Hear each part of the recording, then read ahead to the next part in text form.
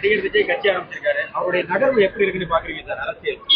எனக்கு அரசியலை பத்தி அவ்வளவு தெரியாது. ஆனா வந்து அவர் வந்து இன்னைக்கு வந்து ஒரு பயங்கரமான மார்க்கெட் உள்ள ஒரு ஆர்டிஸ்ட். அவரு அவரு ஒரு சூப்பர் ஸ்டார். அவரு தளபதி.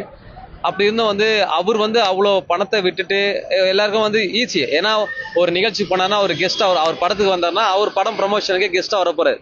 அவர் பேசினா கேட்கறதுக்கு எத்தனோ லட்சம் மக்கள் இருக்காங்க. ஜாலியா வந்து பேசிட்டு ஹாய் பாய் சொல்லிட்டு அவர் போகலாம். அப்படி பார்த்துட்டு இதே ஆள் வந்து பாத்தீங்கன்னா நிறைய கோடி இருக்கும், நிறைய கோடி தர போறாங்க அவர் படம் பண்ணா. அப்படிலாம் இருந்தாலும் இன்னைக்கு வந்து நிறைய வெயில்ல பிரச்சாரம் பண்ணணும், இறங்கி பண்ணணும், மக்களை சந்திக்கணும், தொகுதி அது இது பிரச்சனை இருக்கும். இதெல்லாம் தாண்டி இவ்வளவு கஷ்டம் தெரிஞ்சும் ஒரு மாஸ் ஹீரோவா இருக்கும் போது அவர் அரசியல் வராருன்னா அது உண்மையா பாராட்டக்கூடிய விஷயம் தான். அவர் ஜெயிக்கிறார் தோக்குறாருன்றதுலாம் நம்ம செகண்ட் தான்.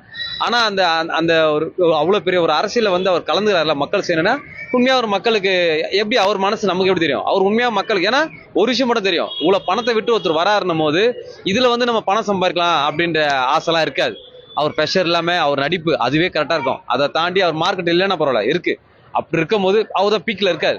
இன்னைக்கு தளபதி அப்படின்றோம் அந்த பீக்ல இருக்கும் போது அவர் ஜாலியா அதே பண்ணிட்டு போலாம். ஆனா அதை தாண்டி இறங்கி வர்றாருன்னா உண்மையா மக்கள் நல்லது செய்தா இருக்கும்.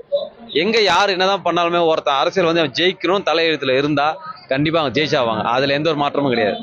நடிகர்கள் பொதுவா சிவகார்த்திகேயனா இருக்கட்டும், பாலா இவங்கெல்லாம் நிறைய ஹெல்ப் பண்ணிட்டு இருக்காங்க. இந்த வரிசை உங்களுக்கு எப்படி பாக்குறீங்க சார்? உங்களுடைய ஏர்ன் பண்ண மணியில உதவி செய்யறதை எப்படி பாக்குறீங்க? பாலா என்னோட தம்பி தான். அவன் என் கூட தான் இருக்கான். ஒரு சின்ன வயசுல வந்து கலக்க போகுது. நான் வந்து என்னோட தீவிர ஃபேன் அவரு. அப்போ ஒரு நாள் காரைக்காலேருந்து என் கூட வந்தான். அன்னிலிருந்து இனிய வரைக்கும் என் கூட தான் இருக்கா தம்பி. ஸோ அவன் என்ன பண்றான் ஏது பண்றான்றது எனக்கு ஃபுல்லாவே தெரியும். நிறைய பேர் சொல்லுவாங்க இதெல்லாம் இதுக்காக பண்றாங்க அதுக்காக பண்றாங்கன்னு அப்படி சொல்லுவாங்க. நான் அப்படி சொல்றேன் எல்லாருக்கும் ஒண்ணுன்னு சொல்றேன். என்னன்னா வந்துட்டு பண்ண முடியலன்னா நம்ம விட்டுறணும், பண்றவங்களை போட்டு இது பண்ணக்கூடாது. நிறைய பேர் சொல்லுவாங்க வந்து இவங்க விளம்பரத்துக்கு பண்றாங்க, அவங்க விளம்பரத்துக்கு பண்றாங்க அப்படி சொல்றாங்க. நான் ஒன்னே ஒன்று என்ன சொல்றேன்னா, சிஎம்மா இருக்கட்டும், இல்லை ஒரு எம்எல்ஏவா இருக்கட்டும், இல்லை ஒரு ஊர்ல இருக்கிற ஒரு பெரிய மனுஷனா இருக்கட்டும், விளம்பரத்துக்காக கூட அவங்க பாக்கெட்ல இருந்து ஒரு 50,000 எடுத்து கொடுக்கட்டுமே, நல்லது தானே. உங்களுக்கு என்ன அது விளம்பரம் சொல்லிட்டு வந்தாதான் அந்த அது காசு இல்லையா?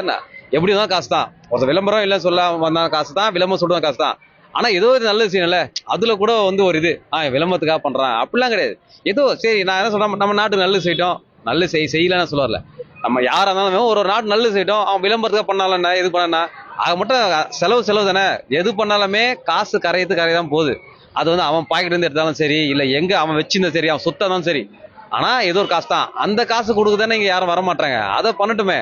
இப்படி பண்ணக்கூடிய எல்லாருமே வந்து விளம்பரத்துக்கு பண்றாங்கன்னா அப்ப இன்னொருத்த பண்ண வரவங்க கூட என்னடா இந்த மக்கள் என்னதான் பண்ணாரோ கடைசியில விளம்பரம்ன்றாங்க, அது பண்ணாம விட்டுலாம்டா சொல்லிட்டு வரக்கூடியதே பண்ணுவோம். இப்படிதான் நம்ம வரக்கூடிய எல்லாத்தையும் வந்துட்டு ஏதாவது ஒன்று சொல்லி தட்டி கழிச்சிடும். ஸோ அப்படிலாம் இல்லாம எதுவும் வந்தாலும் அதை ஏத்துங்க.